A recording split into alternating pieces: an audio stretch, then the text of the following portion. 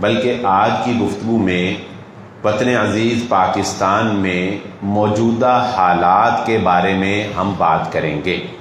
موجودہ حالات سے مراد پاکستان میں ہونے والے وہ اہم واقعات کہ جو ہماری زندگیوں کے اوپر اور ہمارے وطن عزیز پاکستان کے اوپر اثر انداز ہوتے ہیں۔ سب سے پہلے اگر ہم بات کریں تو فیصل آباد کے اندر ایک ایسا واقعہ پیش آیا کہ جس سے پورے فیصل آباد کا سر شرم سے جھک گیا اور ہر بندہ اپنے آپ کو، اپنی فیملی کو غیر محفوظ سمجھنے لگا۔ جی ہاں، آپ نے سوشل میڈیا پہ اور شاید کہ مین سٹریم میڈیا کے اوپر بھی شیخ دانش کا واقعہ جو ہے وہ سنا ہوگا۔ درندگی کی ایک مثال رقم کی گئی کہ ایک لڑکی کے اوپر تشدد کیا گیا، نہ صرف تشدد کیا گیا بلکہ تذلیل کر کے اس کی ویڈیو بنائی گئی اور پھر اس ویڈیو کو از خود سوشل میڈیا کے اوپر نشر کیا گیا۔ اس واقعے کے حقائق اور اس واقعے کی رپورٹنگ تو آپ مجھ سے زیادہ مین سٹریم کے اوپر، سوشل میڈیا کے اوپر دیکھ چکے ہوں گے۔ میں جس بات کی طرف آپ لوگوں کی توجہ دلانا چاہتا ہوں وہ یہ ہے کہ آخر ہم اپنے آپ کو اس طرح کے واقعات سے کیسے بچا سکتے ہیں۔ ہم اپنی فیملی کو، اپنے بچوں کو، اپنی نسل کو اس طرح کے واقعات سے بچانے کے لیے کیا کر سکتے ہیں؟ کیونکہ دیکھیے، ہمارا جو عدالتی نظام ہے وہ آپ سے پوشیدہ نہیں ہے۔ کسی بھی ایسے واقعے کے بارے میں کیا ہوتا ہے کہ ایک یاسر شامی انٹرویو کرتا ہے، اس کے بعد وہ وائرل ہوتا ہے، وہ مین سٹریم پہ آتا ہے، اس کی گرفتاری ہوتی ہے، ویوز ملتے ہیں، چینل جو ہے وہ اپڈیٹ ہوتے ہیں، اور اس کے بعد ہفتہ 10 دن کے بعد واقعہ جو ہے وہ دب جاتا ہے اور کوئی اور کیس جو ہے وہ سامنے آ جاتا ہے، اور پیسے والا جو ہے وہ ضمانتیں کروا کر اور کچھ دیر کے بعد اس کیس کو دبوا کر بری ہو کے دندناتا پھرتا ہے۔ یہ پاکستان کی ریت ہے جو ہم دیکھتے چلے آئے۔ ایسے میں آپ، ہم جیسے مڈل کلاس لوگ، شریف لوگ، وہ کیا کر سکتے ہیں؟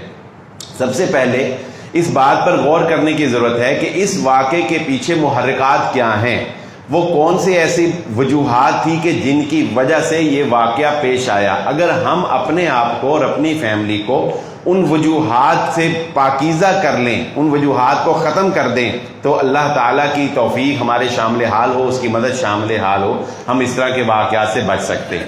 سب سے پہلی چیز یہ سمجھ لیجئے، رسول اللہ صلی اللہ علیہ وآلہ وسلم نے ارشاد فرمایا، انسان اپنے دوست کے دین کے اوپر ہوتا ہے۔ اگر کسی انسان کی طبیعت، مزاج اور اس کی سوسائٹی کے بارے میں، اس کے اخلاق کے بارے میں جج کرنا ہو تو دیکھو کہ اس کا دوست کون ہے۔ تو دیکھیے، انا شیخ ہو یا ختیجہ ہو، آخر ان دونوں کی آپس میں پہلے دوستی تھی نا، وہ دوستی ہی اس پہ واقعے کا پیش خیمہ بنی۔ ہمیں اپنے آنے والی نسل کو اور اپنے بچوں کو یہ بات بتانا ہے کہ تمہارا دوست کیسا ہونا چاہیے۔ عام طور پہ ایسا ہوتا ہے کہ لوگ، اور بالخصوص مڈل کلاس فیملیز کے بچے جو ہیں، وہ ہائی کلاس لوگوں کے ساتھ دوستی کرنے کو لائک کرتے ہیں، کیونکہ لگژریز گاڑیوں کے اندر پھرنا اور ہوٹلنگ کرنا یہ ان کو بڑا اچھا لگتا ہے۔ بظاہر ان کو، ہمارے بچوں کو یہ لگتا ہے کہ وہ دوست جو مجھے گاڑیوں میں گھما رہا ہے اور مجھے آئے دن جو ہے وہ ہوٹلنگ کروا رہا ہے اور میرا خرچہ بھی وہ برداشت کر رہا ہے، وہ یہ سمجھتا ہے کہ یہ میرا بڑا ہی خیر خواہ اور بڑا قریبی دوست ہے۔ حالانکہ ایسا نہیں ہوتا۔ ایلیٹ کلاس کے بچوں کو کمپنی کے لیے ایک اسٹوڈنٹ اور ایک فرینڈ چاہیے ہوتا ہے جو ان کے آگے پیچھے پر پھرے، ان کی آؤ بھگت کرے اور جس کے ساتھ وہ دل لگا سکیں۔ تو ایلیٹ کلاس لوگ جو ہیں یہ ہمیشہ مڈل کلاس لوگوں کے ساتھ یا ان کے بچوں کے ساتھ دوستی صرف اس لیے رکھتے ہیں کہ یہ ان کی کمپنی جوائن کر سکیں۔ ایک بات یہ اپنے بچوں کو سمجھا دیجئے، دوستی ہمیشہ وہی ہوتی ہے جو انسان کے معیار کے برابر ہو۔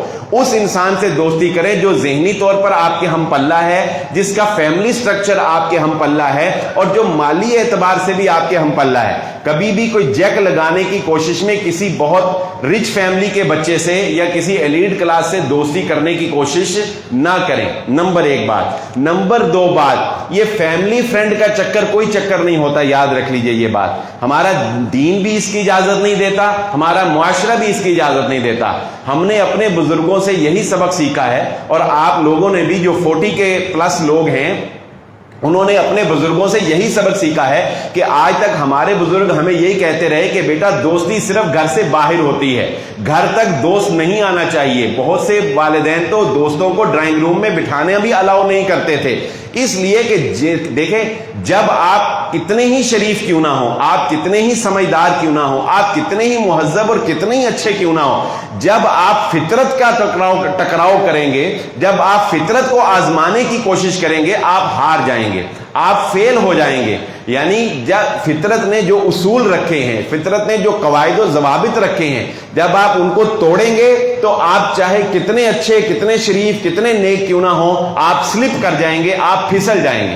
ٹھیک ہے، اس لیے فطرت قدرت ہمیں یہ کہتی ہے، اللہ رب العزت یہ فرماتے ہیں وَلَا تَقْرَبُوا الزِّنَا، یہ مت سمجھو کہ تمہارا دوست کے گھر فیملی فرینڈ ہوگا، تم ان کی فیملی میں بیٹھ کر کھانا کھاؤ گے اور تم اس کی بہن کو اپنی بہن سمجھو گے، ایسا نہیں ہو سکتا۔ یہ کچھ دیر تک تو رہے گا، ایک وقت آئے گا جب شیطان تمہاری نظر اس کے اوپر خراب کر دے گا اور پھر معاملہ آگے تک پہنچ جائے گا۔ اس لیے اپنے بچوں کو یہ بات اس واقعے سے سمجھا دیجئے کہ دیکھو وہ دونوں آپس میں فرینڈ تھیں، وہ دونوں دوست تھیں، وہ دوستی اتنی کلوز تھی کہ وہ فیملی فرینڈ کے اندر بدل گئی۔ تو چاہے انسان کتنا ہی مذہبی کیوں نہ ہو، کتنا ہی جو ہے وہ سمجھدار اور اچھا کیوں نہ ہو، یہ فیملی فرینڈ والا چکر نہیں ہونا چاہیے۔ ہمارے اندر یہ فیملی فرینڈ کا کلچر بڑھ رہا ہے کہ جو کلوز دوست ہوتے ہیں ہم یہ سمجھتے ہیں کہ کوئی بات نہیں، وہ ہماری فیملی میں بیٹھ کر ہمارے ساتھ کھانا کھائیں، میں گھر نہ بھی ہوں تب بھی وہ ہمارے گھر آ جائے تو چلو کوئی بات نہیں، اس کو ڈرائنگ روم میں بٹھا لیا جائے، یا اس طرح کی جو کلوزنس ہے۔ دیکھیں جب آپ رولز توڑتے ہیں، جب آپ حدوں کو کراس کرتے ہیں، تب ایسے واقعات جو ہے وہ جنم لیتے ہیں۔ اس لیے اپنے بچوں کی دوستی جو ہے اس کو چیک کریں، اپنے بچوں کی دوستی جو ہے وہ لمیٹڈ کر دیں۔ نمبر 3 فارمولا، اپنے بچوں کو یہ بات سمجھا دیجئے کہ دوست وہی ہوتا ہے جو آپ کو نیکی کی طرف لے کے جائے۔ جب آپ اپنے کسی دوست میں کچھ ایسی ایکٹیویٹیز دیکھتے ہیں جو کریمنل ہیں، یعنی یہ بات جج کرنا زیادہ مشکل نہیں ہوتا، بہت جلدی انسان کو ہفتے 10 دن کے اندر بچوں کو پتہ چل جاتا ہے کہ اس کا دوست جو ہے یا اس کا فیملی سٹرکچر جو ہے وہ کس طرح کی ایکٹیویٹیز میں انوالو ہے۔ تو اپنے بچوں کو یہ بات سمجھا دیجئے کہ بیٹا کوئی ایسا دوست جس کے فیملی بیک گراؤنڈ میں یا جس کی لائف میں کوئی کریمنل ایکٹیویٹیز ہوں، غیر قانونی حرکات ہوں، ان کے ہاں بہت فارورڈ جو ہے وہ لائف سٹائل ہو، ایسے دوستوں سے خود کو بچا لیجئے۔ میں اس واقعے سے یہی ایک بات سمجھا ہوں کہ اگر ہم اپنے بچوں کو بچانا چاہتے ہیں تو ہمیں اپنے بچوں کی لائف کو، ان کے دوستوں کو، ان کی فرینڈشپ کو، ان کی کالج لائف کو، ان کی یونیورسٹی لائف کو چیک کرنا ہوگا اور اس کو ایک مینج کر کے ایک رولز کے اندر لانا ہوگا۔ باقی حفاظت کرنے والی اللہ رب العزت کی ذات ہے، لیکن انسان حفظ ما تقدم کے طور پہ اس باتوں کو اس کا اہتمام کرنا چاہیے۔ اور یہ بات تو ہمیں کوئی بھی جو ہے پنہا نہیں ہے کہ بچیوں کے لیے بالخصوص پردے کا اہتمام کرنا، یعنی پردے کا خیال کرنا۔ شریعت کیوں کہتی ہے کہ پردہ کیا جائے، اور شریعت کیوں کہتی ہے کہ وہ کسی کے ساتھ فرینکنس نہ بڑھائی جائے، اور شریعت کیوں کہتی ہے کہ خلوت جب ہوتی ہے تو تیسرا شیطان ہوتا ہے۔ اس طرح کے واقعات سے بچنے کے لیے ہی شریعت جو ہے وہ قانون سازی کرتی۔ تو اس واقعے سے یہ ایک سبق حاصل کر لیجیے، اللہ رب العزت ہم سب کے بچوں کی حفاظت فرمائے اور اللہ تعالی ہمیں ان باتوں کے اوپر عمل کرنے کی توفیق عطا فرمائے۔ دوسرا واقعہ، وہ بھی بدقسمتی سے دوسرا واقعہ بھی فیصل آباد کے اندر ہی پیش آیا جس پر ہم بات کرنا چاہتے ہیں، اور وہ تھا ایک شخص نے غربت سے یا حالات کی تنگی سے تنگ آ کر خودکشی کر لی، اور اس نے نہ صرف خودکشی کی بلکہ 2 معصوم جانوں کا بھی گلا کاٹ دیا۔ دیکھیں انسان حالات اوپر نیچے ہونا، انگلش کا ایک محاورہ ہے جس کا ترجمہ یہ ہے کہ اچھے کی امید رکھو، برے کے لیے تیار رہو۔ مومن آدمی کا کام بھی یہی ہوتا ہے کہ وہ اللہ رب العزت سے اچھے کی امید رکھتا ہے، لیکن اگر آزمائش آ جاتی ہے، اگر کوئی پریشانی آ جاتی ہے تو وہ اس کے لیے اپنے آپ کو پریپیئر کرتا ہے، اپنے آپ کو تیار رکھتا ہے۔ تیاری سے مطلب صبر کرنے کی تیاری، برداشت کرنے کی تیاری۔ اگر تمہیں یہ لگتا ہے کہ تم بہت زیادہ مشکلات میں گھر چکے ہو اور تمہیں یہ لگتا ہے کہ تم بہت زیادہ غریب ہو، تو مسئلہ یہ ہے کہ تم نے محمد الرسول اللہ صلی اللہ علیہ وآلہ وسلم کی زندگی کو نہیں پڑھا، تم نے حضرت ابو عبیدہ ابن جراح رضی اللہ تعالیٰ عنہ کی زندگی کو نہیں پڑھا۔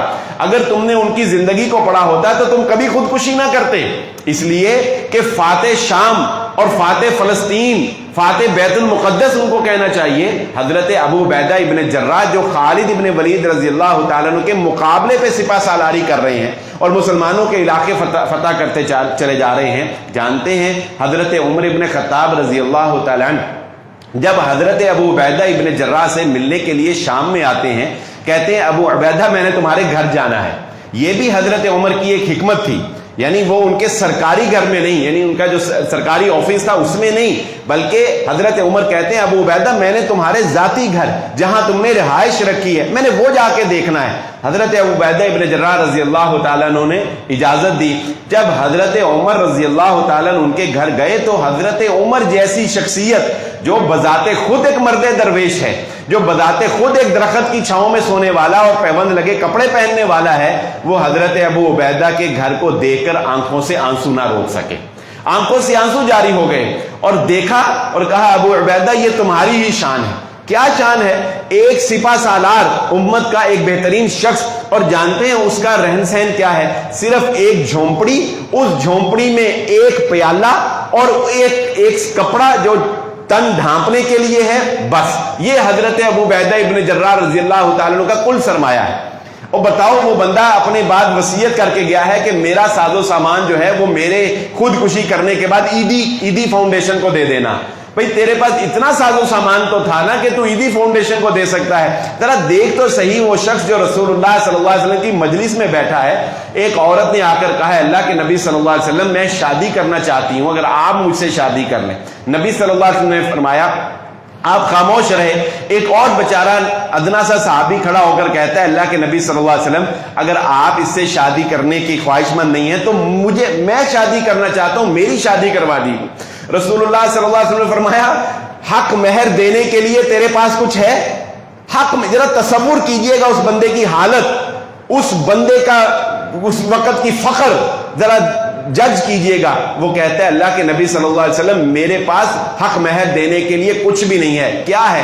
ایک صرف کٹیا، وہ بھی اس وقت میں چونکہ کوئی مکان ایسا سسٹم تو نہیں تھا خرید و فروخت کا، کوئی جگہ سائڈ پہ ملی اور وہاں پہ وہ مٹی کے گارے کے ساتھ جو ہے وہ کٹیا بنا لی۔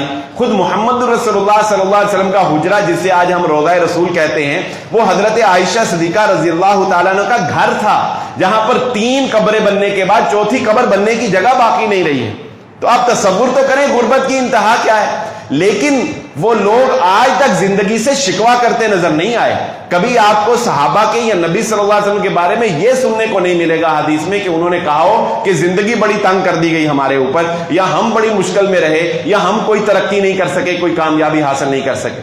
تو وہ شخص کہتا ہے اللہ کے نبی صلی اللہ علیہ وسلم صرف سطر ڈھانپنے کے لیے، شولڈر بھی نہیں، صرف اپنی ناف سے گھٹنوں تک سطر ڈھانپنے کے لیے ایک کپڑا ہے یا ایک کٹیا ہے۔ رسول اللہ صلی اللہ علیہ وسلم فرماتے ہیں تیرے پاس لوہے کی ایک انگوٹھی بھی نہیں ہے، ایک لوہے کی انگوٹھی ہی لے آ، میں وہی جو ہے وہ تیرا حق مہر مقرر کر دوں۔ اس نے کہا اللہ کے نبی صلی اللہ علیہ وسلم لوہے کی انگوٹھی بھی نہیں ہے۔ اللہ کے نبی صلی اللہ علیہ وسلم فرمایا قرآن مجید کی کچھ صورتیں یاد ہیں؟ اس نے کہا ہاں صورتیں یاد ہیں۔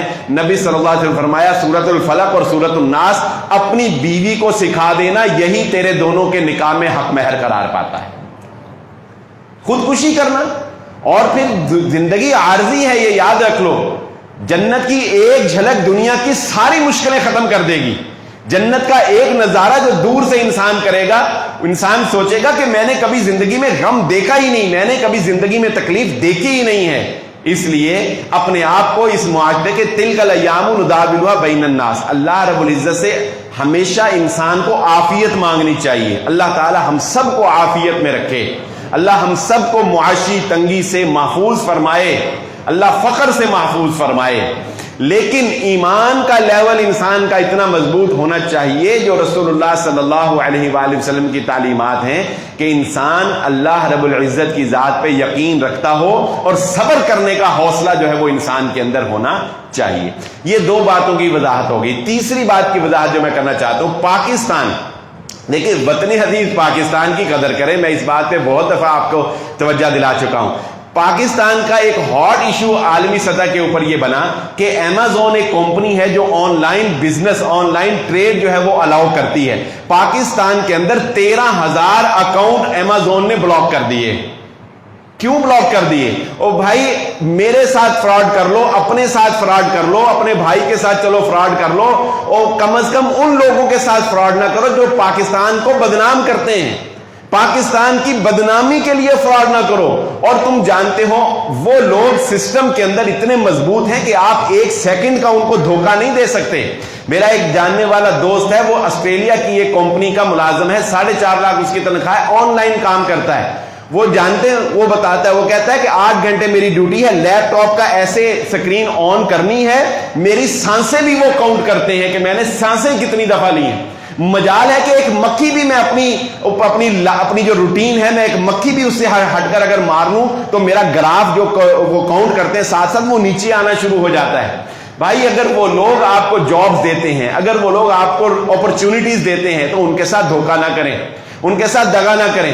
پاکستان کے اندر ایمیزون کے 13,000 اکاؤنٹ کس وجہ سے بند ہوئے کہ میں نے منگوائی تھی شرٹ، مجھے بھیج دیے ٹاکیاں، میں نے منگوائی تھی شوز، مجھے بھیج دیے لنڈے کے جوگر، میں نے منگوایا کچھ تھا، مجھے بھیج کچھ دیا۔ وہ وہاں شکایت کرتے ہیں، آپ کا اکاؤنٹ بلاک ہو جاتا ہے۔ اسلام آباد کی یونیورسٹی نے گوگل کے ساتھ گوگل اکاؤنٹ بنا کے ان کو سیل کیا، پیمنٹ وہاں سے لے لی، جب وہاں وہ ایک بڑا لمبا طریقہ ہے، گوگل کے ساتھ فراڈ کیا۔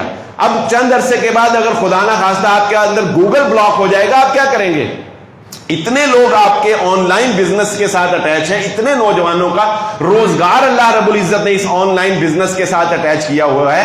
اپنے اوپر رحم کھائیں، اپنے اوپر ترس کھائیں، پاکستان کی عزت کو خراب نہ کریں۔ محمد الرسول اللہ صلی اللہ علیہ وآلہ وسلم نے فرمایا تھا، من غش فلیس منا، جس نے کسی کو دھوکہ دیا۔ مسلمان کا کوئی ذکر نہیں ہے اس حدیث میں، چاہے یہودی ہو، عیسائی ہو، ہندو ہو، حتیٰ کہ قادیانی ہو۔ شریعت اس بات کی اجازت نہیں دیتی کہ کسی قادیانی کے ساتھ بھی اگر تم نے کوئی ڈیل کیا ہے تو اس کا کوئی دھوکہ دو۔ دھوکہ دینے کی کوئی اجازت نہیں ہے کسی کو، ٹھیک ہے؟ من غش فلیس منا، نبی صلی اللہ علیہ وسلم نے فرمایا جس نے کسی کو دھوکہ دیا وہ ہمارے اصول پر تجارت نہیں کر رہا ہے۔ تو اللہ رب العزت جو ہے وہ انسانوں کو ظہر الفساد فی البر والبحر بما کسبت ایدی الناس، جب پھر تنگی آئے گی پھر ہم کہیں گے مارے گئے لوٹے گئے۔ بھئی تمہاری اپنے ہاتھوں کی کمائی کی وجہ سے تم پر پابندیاں لگیں گی، تمہارے اپنے ہاتھوں کی کمائی کی وجہ سے یہ سب ہوگا۔ تو اس لیے خدا را اس بات کے اوپر بھی توجہ دیں کہ پاکستان کا جو پوری دنیا کے اندر امیج ہے کہ پاکستان فراڈ کرتا ہے، پاکستان آن لائن کے ذریعے سے دھوکہ کرتا ہے، پاکستان جو ہے وہ لوگوں کے ساتھ جو ہے فیئر نہیں ہے، پاکستان ڈیل کرنے میں فیئر نہیں ہے، اس کانسیپٹ کو ذرا بدلیں۔ اور میں یہاں پر یہ بات بھی کہنا چاہوں گا کہ اگر آپ کمپیریٹیولی دیکھیں گے تو یہ فراڈ کرنے والے لوگ کسی مدرسے کے پڑھے بچے نہیں ہوتے، یہ یونیورسٹیوں کے بچے ہیں، یہ آپ کے کالجز کے بچے ہیں، یہ کوئی مولویوں کے بچے نہیں ہیں۔ تو میں یہ بات اس لیے کہہ رہا ہوں کہ ہمیں تنقید کرتے ہوئے تو مولوی یاد آتا ہے اور مدرسہ یاد آتا ہے، اور تنقید کرتے ہوئے تو ہمیں ٹوپیوں اور داڑھیوں والے اور ٹخنوں سے اوپر شلواروں والے یاد آتے ہیں، لیکن جتنے بھی دنیا کے اندر امیج خراب ہوتا ہے وہ زیادہ تر کالج یونیورسٹیز کے بچوں کی وجہ سے ہوتا ہے، اس لیے کہ ہم تعلیم تو دے رہے ہیں، ہم اخلاق نہیں دے رہے ہیں۔ اخلاق دینا بہت ضروری ہے۔ ہم ڈاکٹرز تو بنا رہے ہیں مگر ڈاکٹرز کے اندر خدمت خلق کا جذبہ نہیں پیدا کر پا رہے ہیں۔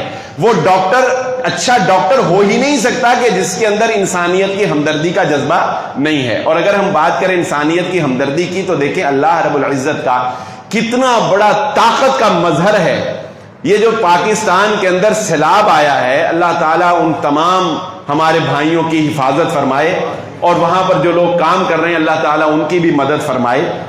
لیکن کبھی آپ غور کریں کہ کیا ہمیں کبھی اس بات کا خیال آیا کہ اللہ کتنی بڑی طاقت ہے، اللہ کتنی بڑی قوت ہے؟ اللہ تعالیٰ کہتے ہیں اے انسانوں، اگر زمین پانی جاری کر دے اور آسمان سے ہم حکم جاری کر دے پانی برسنا شروع ہو جائے، دنیا کی کوئی طاقت لا کے دکھاؤ جو زمین کا پانی روک کے دکھائے اور آسمان کا پانی برسنا روک دے۔ بتاؤ اگر کہیں بارش ہوتی ہو، تم کتنی ٹیکنالوجی پہ ترقی کر چکے ہو، تم کتنی ہواؤں کے اوپر کنٹرول کر چکے ہو، تم کتنے ریز کو جو ہے وہ اپنے اختیار میں کر چکے ہو، مگر بتاؤ جب ہم پانیوں کو چلنے کا حکم دیتے ہیں تو پھر کوئی ان کو روکنے والا نہیں ہوتا۔ جب نوح علیہ السلام کشتی بنا رہے تھے تو قوم حضرت نوح علیہ السلام کو دیوانہ کہتی تھی، کیونکہ خشکی کے اوپر کوئی کشتی بناتا ہے، خشکی پر چلنے کے لیے تو نہیں کشتی بنائی جاتی نا، کشتی تو پانی کے اوپر چلنے کے لیے بنائی جاتی ہے۔ پھر جب اللہ کا حکم ہوا وفارت تنور، اور زمین نے اپنے تنور جو ہے وہ اپنے پانی کے چشمے جو ہیں وہ چھوڑ دیے تو پھر بیٹا بھی کہتا تھا کہ میں پہاڑ کے اوپر چڑھ جاؤں گا، مگر حضرت نوح علیہ الصلوۃ والسلام نے کہا کہ بیٹے آج پہاڑ پر چڑھنے سے بچنے والا نہیں ہے، آج وہی بچے گا جسے اللہ رب العزت جو ہے وہ بچانے والا ہے۔ ان آفات سے، جو آسمانی آفات یا قدرتی آفات جو انسانوں کے اوپر آتی ہیں، خدارا اپنے اوپر ترس کھاؤ، کوئی توبہ تو کرو، کوئی استغفار تو کرو۔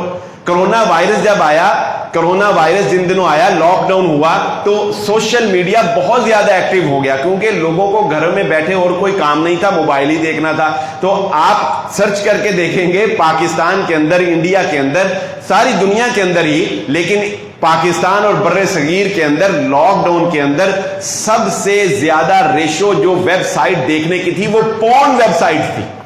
یعنی لوگ اس کرونا وائرس کے اندر بھی بیٹھے گھروں میں ٹائم گزارنے کے لیے بےہودہ فحش ویڈیوز دیکھ کے اپنا وقت گزار رہے تھے۔ یہ تو ہمارا ایمانی حالت ہے، یہ تو ہماری کیفیت ہے۔ اس سیلاب کے موقع پر بھی اگر ہم اپنی اصلاح نہ کریں، اگر ہم اپنے فراڈ، اپنے دھوکے اور اپنی بدعنوانیاں اور اپنے قبضے اور نہ جانے کس کس طرح کی خرافات، ہم تو فجر کی نماز ہو یا 5 وقت کی نماز میں نمازی پورے نہیں کر سکے۔ بتائیے، ہم نمازی پورے نہیں کر سکے، ہم نے اور کیا کرنا ہے؟ ہر جگہ ہماری بدعملی ہی بدعملی نظر آتی ہے، لیکن پھر بھی ہم اللہ رب العزت کی رحمت کے امیدوار ہیں۔ مجھے وہ وقت یاد ہے، شاید آپ میں سے بھی کوئی گیا ہوگا، کہ چند ماہ پہلے حافظ مسعود عالم صاحب حافظہ اللہ کی نگرانی میں ہم نے صلاۃ الاستسقاء پڑھی تھی۔ یعنی اللہ کی قدرت ہے، 1 سال بارش نہیں ہوئی، ہم صلاۃ الاستسقاء پڑھنے کے لیے جا رہے ہیں، اور آج بارش اتنی ہو رہی ہے کہ اب ہمیں روکنے کے لیے نماز پڑھنی پڑے گی۔ یہ وہی ہو گیا جو رسول اللہ صلی اللہ علیہ وسلم سے منبر پہ ایک شخص نے آ کے کہا تھا، آپ نے دعا کی تو پھر اتنی بارش ہوئی، اس نے اگلے جمعے آ کے کہا اللہ کے نبی صلی اللہ علیہ وسلم بارش بہت ہوگی، سارا کچھ ہی بہہ گیا، اب دعا کریں بارش رک جائے۔ تو بہرحال ہم دعا کرتے ہیں، اللہ اس سیلاب سے پاکستان کو نجات عطا فرما، اے اللہ ان بارشوں کو روک دے، ان بارشوں کو ہمارے لیے باعث رحمت بنا دے، اے اللہ جو نقصانات ہو چکے اے اللہ ان کا مداوع فرما دے۔ یہ بات بہرحال خوش آئین ہے، لیکن ایک اور پہلو کے اوپر بھی توجہ دلانا چاہتا ہوں۔ آپ دیکھیے، ہم اتنے بے وقوف ہیں اور اتنے نااہل، اور ہم اتنے ہی یعنی یوں کہہ لیں کہ عمل سے اور دین سے دور ہو چکے ہیں کہ ادھر پورا پاکستان ڈوب رہا ہے اور ہمارا مین سٹریم میڈیا جو ہے وہ شہباز گل کو دکھا رہا ہے۔ یعنی مین سٹریم میڈیا کے اوپر سوائے سیاست کے، سوائے اس کی گرفتاری، اس کو چھوڑ دو، اس کو گرفتار کر لو، وہ یہ کر دیا، وہ کر دیا، سوائے پالیٹکس کے بتائیں آپ کے مین سٹریم میڈیا کے اوپر سیلاب زدگان کے لیے کوئی رول پلے کیا گیا ہے؟ نہیں پلے کیا گیا۔ ہم لوگ اس میڈیا کے ہاتھوں بے وقوف بنتے ہیں، اس میڈیا کے ہاتھوں بے وقوف بننا چھوڑ دیں۔ یہ میڈیا سن 1992 میں آپ کو کہتا تھا کہ جو طالبان کا ساتھ نہیں دے گا وہ مسلمان نہیں ہے، پھر یہی مین سٹریم میڈیا 2002 میں آپ کو کہنے لگ گیا کہ اب جو طالبان کا ساتھ دے گا وہ دہشت گرد ہو جائے گا، آپ نے مان لیا۔ ہم تو اتنے بے وقوف ہیں کہ مبشر لقمان جیسا صحافی مین سٹریم میڈیا کے چینل کے اوپر بیٹھ کے لائیو پروگرام کرتا ہے، لائیو پروگرام کی بریک کے دوران اس کی ایک کال لیک ہو جاتی ہے، آپ نے مشہور سنا ہوگا واقعہ، اس کی کال لیک ہوتی ہے اور لیک کال میں یہ بتایا جاتا ہے کہ وہ لائیو پروگرام سارا پری پلانڈ تھا، وہ سارا پلان کر کے کیا جا رہا تھا۔ مبشر لقمان اپنی اس 2 نمبری کی کوئی وضاحت پیش نہیں کر سکا، اس کے باوجود آج بھی ہماری عوام مبشر لقمان کے پروگرام ٹی وی چینل کے اوپر دیکھتی ہے، آج بھی ہم اس کی باتوں کے اوپر یقین کرتے ہیں۔ ڈاکٹر شاہد مسعود جیسا میڈیا کا بندہ، یہ باتیں آپ کو کیوں بتا رہا ہوں، اس کا رزلٹ بھی میں آپ کے سامنے رکھوں گا اینڈ پہ۔ ڈاکٹر شاہد مسعود جیسا بڑا ہی پاپولر صحافی جو ہے، وہ اوکاڑے میں بچی کے واقعے کے اوپر کلیئر جھوٹ بولتا ہے، یعنی کوئی ایسی بات ہی نہیں ہے کہ کوئی ایک ہوتا ہے نا گول مول سی بات کر دینا، ہمارے جیسے بندے ڈرتے ہیں صاف جھوٹ بولنے سے، گول مول سی بات کرتے ہیں، تو وہ گول مول نہیں کرتا، صاف جھوٹ بولتا ہے۔ صاف جھوٹ بولنے پر ایک صحافی کو سپریم کورٹ بلاتی ہے اور پوچھتی ہے کیا کیا، وہ کہتا ہے جھوٹ بولا، غلطی ہو گئی، اور اس کو کیا کہا جاتا ہے، آئندہ ایسا نہ کرنا، خبردار تم نے بہت برا کیا۔ یعنی جیسے ایک بچے کو ڈانٹ کر بندہ بھیج دیتا ہے، ایسے ڈاکٹر شاہد مسعود کو بھیج دیا اور وہ دوبارہ اس چینل کے اوپر پروگرام کر رہا ہے اور ہم کہہ رہے ہیں واہ واہ بہت اچھی بات۔ یعنی یہ میڈیا ہمیں بے وقوف، آپ کیا سمجھتے ہیں؟ دیکھیں پہلے وہ وقت تھا جب خبر شائع ہوتی تھی اور شائع ہونے کے بعد بکتی تھی، اب خبر پہلے بکتی ہے اور بعد میں شائع ہوتی ہے۔ दूसरे पाकिस्तान की रेटिंग मीडिया के ऊपर 180 ममालिक में से 145 के ऊपर है। पाकिस्तान मीडिया में कितना फेयर है, यानी कितने नंबर पे आता है? 180 चैनल में से पूरी दुनिया के 180 ममालिक में से पाकिस्तान 145वें नंबर के ऊपर है। ये वो फिगर्स हैं जो आलमी इदारे जो है वो शाया करते हैं। यानी पाकिस्तान, आप ये समझते हैं कि आप अपनी मर्जी से वोट कास्ट कर रहे हैं, या आप ये समझते हैं कि आप अपनी मर्जी से पार्टी ज्वाइन कर रहे हैं, हालांकि ऐसा नहीं है। आपका जहन बनाया जाता है, आपकी जहन साजी की जाती है। सहाफी का काम, हमारे जितने भी एंकर्स हैं, देखिए सहाफी का काम ये होता है, वो खबर नशर करता है, दोनों तरफ के हकायक बयान करता है और अवाम फैसला करती है कि हमने क्या चूज करना है। लेकिन हमारे एंकर से ज्यादा एक्टर हैं, ये आपको खबर नशर नहीं करते, बल्कि ये आपकी जहन साजी कर रहे होते हैं। इसकी जिंदा मिसाल आप देख लें, अगर आप पीटीआई से ताल्लुक रखते हैं तो आपको ARY चैनल देखना होगा, अगर आप नून लीग से ताल्लुक रखते हैं तो आपको जियो न्यूज देखना होगा। तो जियो न्यूज टोटल नून लीग को सपोर्ट करेगा, ARY प्रोडक्ट PTI को सपोर्ट करेगा। आप कैसे कह सकते हैं कि हमारा मीडिया जो है वो न्यूट्रल है, या हमारा मीडिया जो है वो जहन साजी नहीं करता? ऐसे ही हालात के अंदर जब सैलाब ज़दगान जो है वो पूरी दुनिया में जो है वो नशर किया जा रहा है कि पाकिस्तान के अंदर जो फ्लड आया है उसने कोई मकान बाकी नहीं छोड़ा, ऐसे हालात के अंदर आपका मीडिया क्या रोल प्ले कर रहा है? और जरा मुझे एक और बात बताइएगा, इसी पहलू के ऊपर जरा गौर करते हुए देखिएगा कि आपके मीडिया के ऊपर अगर वो खबर को लोगों के जहनों से दूर करना चाहें तो एक हफ्ता शुएब मलिक की शादी दिखाते रहते हैं, एक हफ्ता। बल्कि मैं तो ये भी कहूंगा कि आपको बेवकूफ बनाने के लिए मोटरवे पर गाड़ी खड़ी करवा के उसमें रेप केस शो कर देते हैं, आज तक जिसका कोई हकीकत सामने नहीं आ सकी है। लेकिन आपका एक हफ्ता सारी आवाम का उस तरफ लगा दिया। क्यों? क्योंकि बैक एंड पे कोई अहम खबर थी जिससे आपको जो है वो छुपाना था, या जिससे आपको ओझल रखना था। ये है हमारे मीडिया का किरदार। कहां है वो लोग? आपने सैलाब ज़दगान की मदद करने में अगर देखा तो किन लोगों को देखा? दाढ़ियों वाले, शलवार टखनों से ऊपर रखे हुए, सर पर टोपी रखे हुए, खिदमत खलक की तंजीमों के मालिक। कहां गए वो इंग्लिश बोलने वाले लिबरल्स जो मौलवियों को ताना देते हैं गुर्बत का, जो मौलवियों को ताना देते हैं सादगी का, जिनको मौलवी अच्छे नहीं लगते, जो इनको दकियानूस कहते हैं, जो इनको बर्बरियत का शिकार कहते हैं? कहां हैं वो लोग? कहां हैं वो NGOs और कहां हैं वो मीडिया वाले जो माइक लेके तो हर हादसे में सामने पहुंच जाते हैं, लेकिन ये सैलाब ज़दगान की मदद करने के लिए वो लोग कहां हैं? सैलाब ज़दगान की मदद करने के लिए आज आके कौन लोग हैं? हम जैसे, आप जैसे खिदमत खल्क का जज्बा रखने वाले हमारे भाई, हमारे दीनी भाई हैं अल्हम्दुलिल्लाह, जो वहां पर मदद कर रहे हैं। तो इस बात को समझ लीजिए, ये जो मुश्किल में आपके काम आ रहे हैं यही आपके खैर ख्वाह हैं। वो आपके खैर ख्वाह नहीं हैं जो सिर्फ खबरों के ऊपर बैठकर उस शख्स को दावत देते हैं जो बहुत ज्यादा लच्छेदार बोलने वाला हो, पेशीन गोइयां करने वाला हो, तनकीद करने वाला हो, भड़कावा देने वाला हो, आग लगाने वाला हो, उसको ये नाम बदल बदल के प्रोग्रामों में बिठाते हैं। वो आपका खैर ख्वाह नहीं होता। एक आखिरी बात समझ लीजिए, आलमी सतह के ऊपर ये बड़ी खुशाइन बात है आपके लिए। बहुत सी मायूसियों के बाद एक खुशी की खबर आपको सुनाता हूं। आलमी सतह के ऊपर पाकिस्तान के बारे में एक बात लिखी गई है। ये सैलाब ज़दगान की जो हम खिदमत खल्क का जो उलमा और जो नेक दीनी तंजीमें और दीनी जमातें जो सैलाब ज़दगान की मदद कर रही हैं, उस हवाले से ये एक बड़ी खुशाइन बात। आलमी सतह के ऊपर कुछ रिपोर्ट्स जारी की गई जिनके अंदर यह लिखा गया कि पाकिस्तान इतना सख्त जान मुल्क कैसे है। देखिए, पाकिस्तान के अंदर करप्शन है, पाकिस्तान के अंदर बेईमानी है, पाकिस्तान के अंदर रिश्वत है, पाकिस्तान के अंदर फ्रॉड है। पाकिस्तान अपना ज़रई मुल्क होने के बावजूद गंदम पहले भेजता है फिर मंगवा लेता है। यानी ऐसे ऐसे ब्लंडर पाकिस्तान के अंदर है। फिर पाकिस्तान की मुआशी पोजीशन, इकोनॉमिक पोजीशन जो है पाकिस्तान की, वो श्रीलंका से कोई फर्क नहीं है।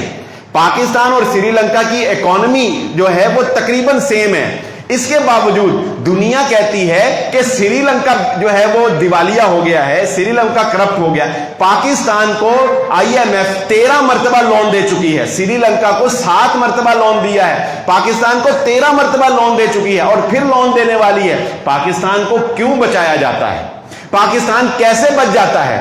पाकिस्तान इतना सख्त जान कैसे है? तो इसमें बहुत से फैक्टर्स जो हैं वो उन्होंने बयान किए। मैं उसमें से अपने मतलब के जो चंद एक बयान करके अपनी बात आपके सामने रखता हूं जो हमारा महल्ले शाहिद है। देखिए, انہوں نے کہا کہ ایک بڑی وجہ یہ ہے کہ پاکستان کا جغرافیائی نظام، پاکستان قدرتی طور پر ایسے خطے میں ایسی جگہ پر آباد ہے کہ چائنا کو انڈیا کا مقابلہ کرنے کے لیے پاکستان کی ضرورت ہے، اور چائنا کبھی بھی یہ نہیں چاہتا کہ پاکستان کے اوپر کوئی غیر طاقت جو ہے مسلط ہو۔